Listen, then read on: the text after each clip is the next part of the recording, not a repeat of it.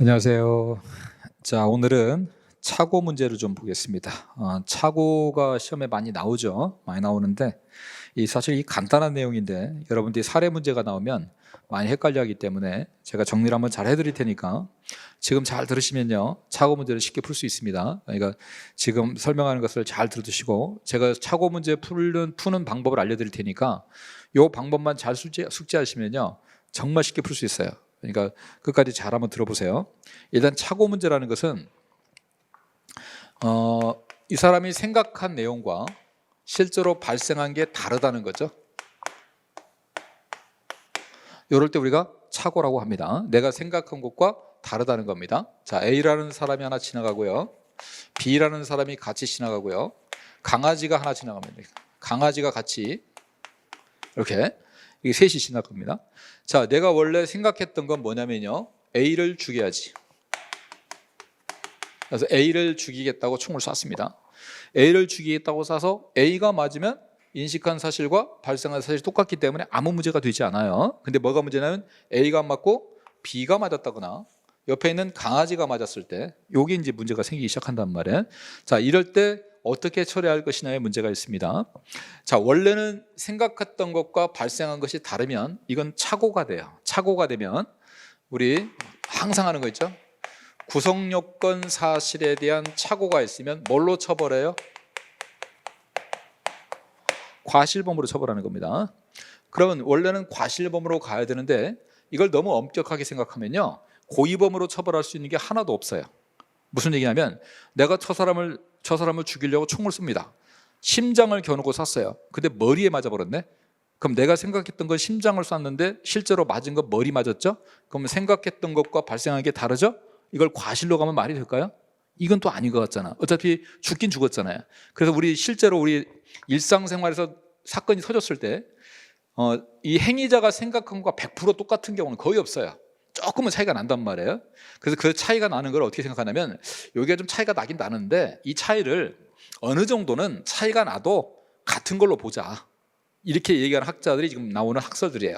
이 학설을 부합설이라고 말하는 이유가 그거예요. 부합설이라는 게 뭐냐면 차이가 나는데 이 차이 나는 걸 같은 거로 볼 수 있는 범위가 어디까지냐, 이걸 부합설이라고 하는 겁니다. 그래서 요까지는 부합한 걸로 보자, 요까지는 안 돼, 부합한 걸로 볼 수 없어, 이 싸움이란 말이에요. 그럼 이제 여러분이 부합설을 배우실 때 제일 먼저 배울 게 뭐냐면 법정적 부합설부터 먼저 하세요. 왜냐하면 이게 우리 대법원의 입장이고 우리 다수의 견해이기 때문에 이 법정적 부합설을 먼저 공부하시는 게 좋습니다. 왜냐하면 이게 기본이기 때문에 그래요. 자, 법정적 부합설은요 이렇게 얘기합니다. 인식한 사실하고 발생한 사실을 비교했을 때 법적으로만 똑같으면 된다고 그래요. 법적으로 똑같으면 된다는 건 뭐냐면, 자, 여기로 와볼게요. 사람을 죽이면 A를 죽이면 무슨 죄죠? 이게 살인죄죠. 근데 B가 맞아버렸어요. 자, B가 맞았습니다. B가 죽은 것도 무슨 죄죠? 얘를 죽이려고 했으면 이것도 살인죄입니다. 자, A를 죽이는 것도 살인죄, B가 실제로 죽은 것도 살인죄. 그럼 같은 법상으로는 같은 살인죄. 그럼 이거는 설사 내가 A를 생각했는데 B가 맞았어도 어차피 얘가 죽어도 살인죄, 얘가 죽어도 살인죄니까 이거는 그냥 같은 걸로 보자는 겁니다. 그럼 어떻게 하느냐? 이 사람이 처음부터 얘를 죽이려고 했던 걸로 봐버리는 거예요. 그냥 인식사실과 발생사실을 다른 게 아니라 같은 걸로 봐버린단 말이에요. 그러면 B가 죽었잖아요. 그럼 애초부터 얘를 죽이려고 얘를 죽인 걸로 봐버리는 거야. 그럼 어떻게 될까요? B 살인 기수 이렇게 돼버린단 말이에요. 이게 법정적 부합설의 입장이에요. 법정적 부합설은 자기가 생각한 사실과 발생한 사실이 법적으로만 똑같으면 돼요. 같은 살인죄 이렇게 되면 돼요. 그래서 법정적 부합설은요, 생각한 것도 살인죄고 발생한 것도 살인죄라면 이건 차이가 없는 거야 이렇게 해버립니다. 그래놓고 요거를 인정해버려요. 요 발생한 것을 인정해버립니다. 이게 법정적 부합설입니다. 그러니까 법정적 부합설은 이렇게 생각하시면 돼요. 사람을 죽이려고 했는데 실제로 사람이 죽었어. 오케이. 그 사람이 누군지는 생각할 필요 없어. A가 죽어도 살인죄, B가 죽어도 살인죄 상관없어. 그래서 사람을 죽이려고 했고 사람을 죽였어. 오케이. 그럼 너는 원래부터 얘를 죽이려고 했어. 이렇게 해버리는 게 법정적 부합설입니다. 그래서 법정적 부합설은 사람인지만 보시면 돼요. 그럼 법정적 부합설이 이걸 인정하지 않는 경우는 어느 경우냐? 사람을 죽이려고 했는데 동물이 맞아버렸어요. 그럼 이건 살인죄. 동물은 무슨 죄가 돼버려요? 이건 손괴죄가 돼버린단 말이에요. 이때는 인정 못합니다. 그럼 이때는 인정 못하니까 어떻게 하느냐? 요거를 죽이려고 했던 걸로 봐요. 원래부터. 그럼 죽이려고 했는데 못 죽였으니까 이건 뭐가 돼요? 살인, 미수. 동물은 죽일 생각이 없었잖아. 맞았죠? 그럼 뭐가 돼요? 그럼 과실이 되는 거예요. 그래서 과실, 손괴. 다만 과실, 손괴도 처벌하지 않으니까 그냥 살인미수 이렇게 가버리는 거예요. 그러니까 우리 법정적법설은 죄명만 똑같으면 된다는 거예요. 죄명이 똑같으면 된다. 죄명이 다르면 안 된다. 이렇게 본 게 법정적법설입니다. 자, 이거보다 좀 엄격하게 보는 견해가 있습니다. 그게 구체적법설이에요. 구체적법설은요, 좀 더 엄격해지는 거예요. 죄명만 똑같으면 되는 게 아니라는 거예요. 이건 뭐냐면 죄명 똑같아야 되는 건 당연한 거고 명중을 해야 된다는 겁니다. 이 명중을 해야 된다는 건 무슨 말이냐면 왜 이 학설을 구체적법설이라고 표현을 하냐면 구체적인 스토리가 똑같아야 된다는 뜻이에요. 자, 적어도 내가 생각한 스토리대로 발생했다면 그거는 똑같은 걸로 보겠다는 겁니다. 법적으로도 똑같아야 되는 건 당연한 거고 스토리도 똑같아야 돼. 보세요. 자, 내가 총을 쏩니다. 내가 총을 쏠 때 누구를 맞추려고 쏴요? 이 사람을 맞추려고 쏴요. A를 맞추려고 쏩니다. A를 맞추려고 쐈더니 진짜 A가 맞았어요. 내가 생각한 스토리대로 된 거야. 요건 된다는 거예요. 근데 A를 쏘려고 쐈는데 B가 맞아버렸어요. 그럼 내가 생각한 스토리대로 안 된 거예요. 그럼 이건 인정할 수 없다는 거예요.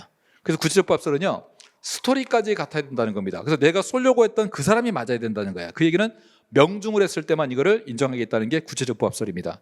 그럼 구체적법설은 명중을 했을 때만 인정된다는 거야. 명중을 했을 때만. 그래서 옆에 있는 사람이 맞으면 A를 살해하려고 했는데 빗나가서 옆에 있는 B가 맞았다. 사망을 했다. 그러면 이 B가 죽었을 때 이것도 살인죄예요. 이것도 살인이고 이것도 살인이지만 내가 생각했던 거는 A를 쐈는데 빗나가서 B가 맞았으니까 이거는 인정할 수 없다요.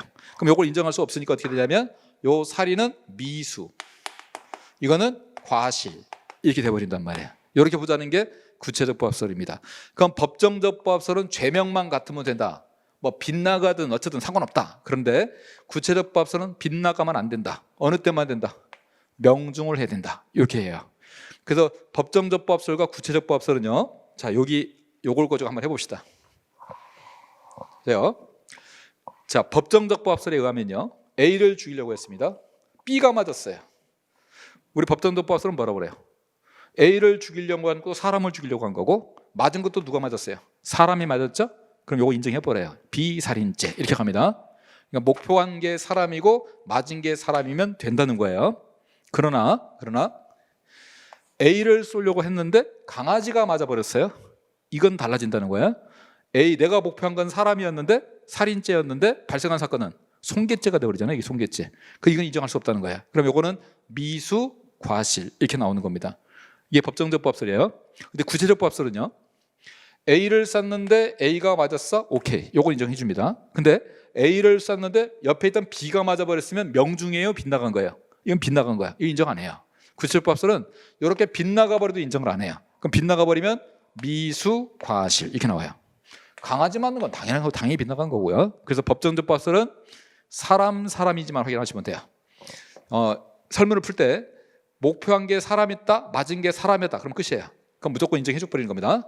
구체적법설은 사람이기만 하면 된 것이 아니라 명중까지 있는 걸 보셔야 돼. 빗나갔다, 그럼 인정 안 하는 거예요. 그래서 구체적법설 훨씬 엄격한 겁니다. 자, 근데 이번엔 반대로 훨씬 완화시켜주는 게 하나 있는데 그게 추상적법설이에요. 이 추상적법설은요, 법정적법설보다 더 완화를 시켜줍니다. 어떻게 완화를 시켜주냐? 아까 우리 법정적법설은 적어도 죄명은 똑같아야 된다고 그랬거든요. 근데 얘는 무슨 죄인지도 관심이 없어요. 내가 생각했던 게 죄고 발생한 게 죄면 그냥 무조건 인정해버립니다. 이게 추상적법설이에요. 추상적법설은 살인죄, 손괴죄 괜찮아 그래요. 어차피 생각한 게 뭐니까? 죄잖아 어차피. 그럼 죄를 목표로 하고 죄가 발생했으면 인정해버려요. 이게 추상적법설의 특징입니다. 그래서 추상적법설은 인정하는 범위가 너무 넓어요. 뭐이기만 하면 돼? 죄이기만 하면 돼. 죄이기만 하면. 그러면 사람을 죽이려고 딱 동물이 맞았어도 동물도 죄거든? 사람도 죄. 그럼 요거 인정해버려요. 그냥 이렇게. 요걸 인정해버리는 문제가 있습니다. 그래서 우리 추상적법설은 조금 말이 안 되는 학설인데 추상적법설의 특징은요, 죄고 죄이다 보면 우리 추상적법설 이런 얘기합니다. 죄고 죄일 때 이 두 개의 죄 중에 경미한죄 있죠. 경미한죄. 경한죄. 경한죄는 무조건 기수를 인정하고 시작해요. 이렇게 시작합니다. 일단 무조건 경한죄는 기수 이렇게 해요. 무조건 경한죄는 기수. 그리고 중한죄를 인정할까 말까를 다시 검토를 해요. 일단은 고의를 무조건 인정해버려요. 이렇게 하나가. 자, 어떻게 하냐면, 자 보세요. 추상대법설은요, A를 쏠려고 했는데 A가 맞았다. 당연히 인정돼요. 같은 거니까. A를 쏠려고 했는데 B를 맞았다. 당연히 인정돼요. 왜? 같은 살인죄니까. 그냥 이거 살인 이렇게 해버려요. 무조건 발생하고 인정해버립니다. 추상대법설은. 근데 추상대법설은 뭐까지 인정해버리냐면, A를 죽이려고 했는데 강아지가 맞았어요. 근데 이것도 인정을 해버려요. 이게 이제 문제예요. 그럼 강아지를 맞았으면 이건 살인죄고 이건 손괴죄인데 이것까지 인정을 한단 말이야. 왜 인정하느냐? 이것도 죄라는 거예요. 이것도 죄니까 된다는 거야. 다만 이렇게 판단합니다. 손괴죄가 경한죄잖아요. 그럼 일단 손괴죄 기수 무조건 이렇게 해버립니다. 그래놓고 뭐라고 하냐면, 원래 죽이려고 했던 게 사람을 죽이려고 했잖아요. 근데 못 죽였잖아요. 그럼 이때는 뭐라고 하냐면 살인 미수 이렇게 붙여요. 이렇게 합니다. 반대 경우 생각해 볼게요. 강아지를 죽이려고 쐈어요. 강아지를 죽이려고 쐈는데 옆에 있는 사람이 맞아버렸어요. 우리 추상접법설은 강아지 죽이는 것도 죄, 사람 맞은 것도 죄, 오케이 이렇게 해버려요. 무조건 돼. 그럼 일단 어떻게 해버리냐? 일단 무조건 경한죄 기수, 손괴죄 기수 이렇게 해놓고요. 요 사람 죽은 거 중한죄 있잖아. 중한죄는 의도했던 거예요, 의도했던 게 아니에요? 의도했던 게 아니잖아. 원래 강아지를 죽이려고 했는데 여기 맞은 거잖아. 그럼 이거는 과실치사 이렇게 해요. 처리를 이렇게 처리를 한다고. 근데 일단은 경한죄는 무조건 손괴죄 기수. 그래놓고 중한죄가 의도했던 거면 미수, 의도했던 게 아니면 과실 이렇게 가요. 그럼 이 학살의 가장 큰 비판이 뭐냐? 보세요. 강아지를 쏘려고 했는데 사람이 맞았어요. 강아지를 쏘려고 했는데 사람이 맞았어요. 강아지 맞았어요? 안 맞았어요? 안 맞았죠? 근데 손괴 기수예요. 손괴 기수. 웃기는 겁니다, 이건. 사람을 쏘려고 했는데 강아지가 맞았어요. 원래 강아지 죽일 생각 있었어요? 없었어요? 없었어요. 근데 고의 손괴 기수예요. 이게 구성요건하고 안 맞아요. 그래서 이 추상접법설은 우리 구성요건의 정형을 무시한다 그렇게 한다고요. 의도한 적이 없었는데 고의로 했대. 죽지도 않았는데 죽었대. 이게 말이 안 된단 말이야. 그럼 이런 학설이 왜 생기느냐? 이건 일본에서 있는 학설인데 우리나라에서는 이게 말이 안 되는데 일본에서는 이게 말이 좀 돼요. 왜 일본은 이런 학설을 취하냐면, 일본에는 이 경한죄들 있잖아요. 작은 죄들. 작은 죄들이 미수범을 처벌하는 규정이 별로 없어요. 그러니까 미수범을 처벌하지 않다 보니까요, 이게 미수범으로 가면 다 처벌이 안 돼버리는 문제가 생겨요. 그래서 일본같이 경한죄를 이 경미한 죄를 처벌하는 조항이 많이 없다 보니까 무조건 경한죄를 처벌하기 위해서 무조건 기수로 인정을 해버려요. 이렇게 처벌하겠다는 취지예요. 일본에게는 경우만 이게 말이 되는 거지 우리나라는 이게 해당이 안 됩니다. 자, 제가 일단 이걸 이론을 좀 설명드렸어요. 자, 푸는 방법. 자, 우리 법정적 법설은 사람을 목표로 했는데 사람이면 됩니다. 동물을 목표로 했는데 동물이면 됩니다. 왜? 죄명이 똑같으니까. 빗나가도 상관없어요. 사람이고 동물이고 동물이면 돼요. 그래서 사사동동 이렇게 보시면 돼요. 사람, 동물. 그럼 법정적 법설은 무조건 고의를 인정해버립니다. 구체적 법설은요, 거기에 하나 더 나가서 뭐까지 해야 된다고 그래요? 명중까지 해야 된다고 그래요. 그래서 구체적 법설은 명중을 해야 됩니다. 추상적 법설은요, 다 인정하는 거예요. 그냥 다 인정한다고 생각하시면 돼. 다 인정하는데 경기를 좀 겪으세요. 경기. 우리 일본 애들 보면 경기 일으키잖아. 뭐 저런 애들이 다 있어, 그죠? 경한죄 기수. 추상적 법설은 무조건 경한죄 기수를 놓고 시작한다는 걸 좀 기억해 두세요. 경기를 해놓고 그 다음에 중한죄를 과실로 갈지 미수로 갈지를 검토를 한단 말이에요. 그게 우리 구분하는 방법입니다. 자, 사례를 푸는 방법 한번 해볼게요. 자, 우리 문제 한번 봐보세요. 1번. 갑은 A를 살해할 의사로 농약을 숭늉그릇에 투입해서 A의 집안에 놓아두는데 이러한 사정을 모르는 B가 이를 마시고 사망했습니다. 자, 목표한 것도 사람, 죽은 것도 사람. 법정적 법설은 뭐라고 그래요? B 살인 기수 이렇게 해버립니다. 왜? 사람이고 사람이에요. 볼 것도 없어요. 그냥 살인 기수, B에 대한 살인죄 이렇게 됩니다. 구체적 법설에 가면 이거 어떻게 될까요? 구체적 법설은 빗나간 거예요. 내가 원래 스토리는 누구를 죽이려고? A를 죽이려고 숭늉그릇을 놨으니까 A가 마셔야 되는데 B가 마셔버렸잖아요. 빗나간 거야. 그럼 구체적 법설에서는 뭐라고 할까요? 인정 안 해줘요. 그래서 A 살인 미수, B는 과실치사 이렇게 간단 말이에요. A 살인 미수, B 과실치사. 추상접법서는 무조건 B 살인죄입니다. 무조건 인정하기 때문에 B 살인죄. 그 2번도 봐보세요. 갑은 사리를 가지고 A를 향해 몽둥이를 휘둘렀는데 A의 등 옆인 조카 B가 맞았습니다. 자, 사람을 향해 휘둘렀는데 사람이 맞았습니다. 법정접법서는 무조건 뭐라고 그래요? 발생사실 인정해버립니다. 그럼 조카 B가 맞았으니까 그냥 처음부터 조카 B를 때리려고 죽이려고 했던 걸로 봐버려요. 그럼 뭐가 돼버려요? 비살인 기수가 돼버려요. 비살인 기수. 그래서 거기 비과실치사 틀렸습니다. 어쨌든 사람이 맞았기 때문에 그냥 비살인 기수예요. 우리 법정접법설에 의하면 판례는. 자, 근데 이게 구체적법설 되면 어떻게 될까요? 빗나가죠 지금. 지금 보니까 A를 때리려고 했는데 옆에 있던 B가 맞았잖아. 빗나가면 우리 구체적법설 인정 안 해요. 그럼 우리 구체적법설은 어떻게 하냐면 A 살인 미수, B 과실치사 이렇게 간단 말이에요. 구체적법설은. 추상접법설은 무조건 비살인 기수예요. 무조건 비살인 기수. 다 인정하기 때문에. 자, 3번 대봅니다. 갑은 살인의 고의로 A를 향해 총을 발사했는데 그 순간 이를 제지하고자 하는 B가 앞으로 뛰어들어서 A 대신 총탄을 맞고 사망했습니다. 자, 법정접법설. 제가 지금 왜 법정접법설을 푸는지 아시죠? 1번이 지금 판례감이라고 돼 있잖아. 우리나라 판례가 무슨 설? 법정접법설. 그럼 법정접법설 들어가면 지금 사람을 죽이려 했는데 사람이 맞았죠? 끝났어요. 그럼 뭐가 돼 그냥? 죽은 사람 B가 맞아 죽었네? B 살인 기수 이렇게 돼버린단 말이에요. 사람이니까 B 살인 기수. 구체적법설이 되면 어떻게 돼요? 빗나갔잖아. A를 쐈는데 옆에 있는 B가 맞았잖아. 그럼 구체적법설 인정 안 하니까 A 살인 미수, B 과실치사 이렇게 된단 말이에요. 그죠? 그래서 거기 있는 그 3번 설문은 구체적법설의 의견이에요. 구체적법설. 자, 이번엔 4번도 봅시다. 갑은 A와 시비가 붙어 싸우다가 힘이 딸리자 상해의 고의로 칼을 가지고 나와서 A를 향해 휘둘렀는데 옆에서 말리는 사람이 상해를 입었어요. 법정접법설. 상관없어요. 사람을 했고 사람이 다쳤어요. 그냥 뭐라고 그래? 그냥 비상해죄 이렇게 해버려요. 비상해 기수. 그러면 구체적법설은 빗나가잖아. 구체적법설은 뭐라고 할까요? 원래 하려고 했던 A가 미수, A상의 미수, B는 과실치상 이렇게 된단 말이에요. 이해되죠? 이게 그래서 법정접법설은요, 이게 판례 입장이니까 뭘 여러분이 찾으시면 되냐면 사람이고 사람인지, 생각한 게 사람이고 발생한 것도 사람인지, 동물을 목표로 했는데 동물이 맞았는, 이것만 확인하면 돼요. 이것만 확인되면 그냥 기수 인정하는 겁니다. 구체적법설은 이것만 되고 아니고 뭐까지 있어야 돼요? 명중을 해야 돼요. 이렇게만 구분하실 줄 알면 돼. 자, 사례는 이렇게 풀면 금방 쉽게 풀 수 있습니다. 법정접법설을 문제를 내면 사람인지 동물인지만 확인하시면 돼요. 구체적법설은 뭐까지 확인해야 돼? 명중했는지 확인해야 돼. 빗나가면 안 돼요. 구체적법설은.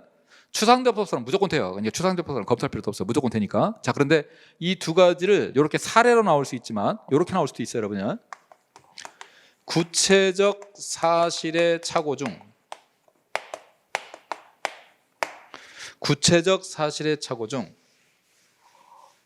객체의 착오, 이게 뭡니까?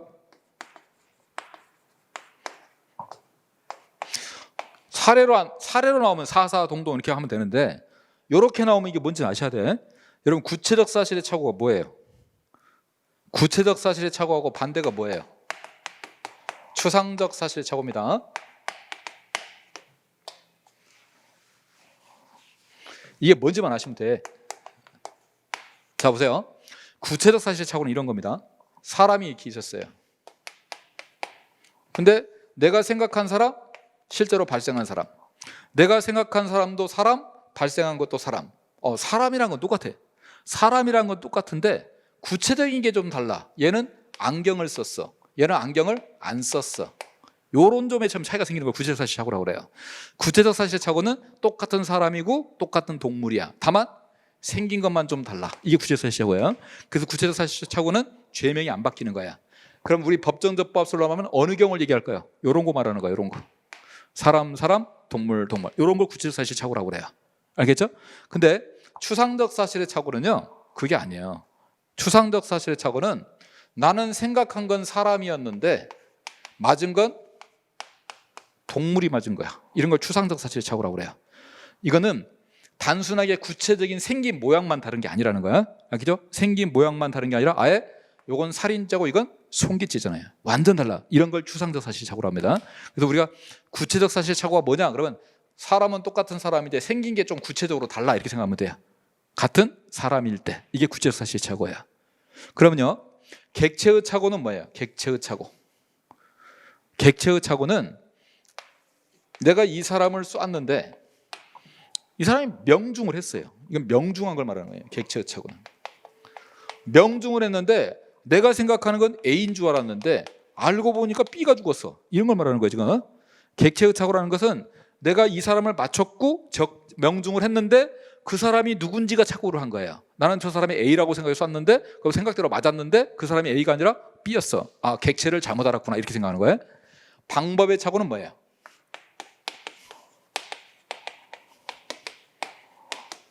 방법의 착오는 A를 쐈는데 빗나간 거예요.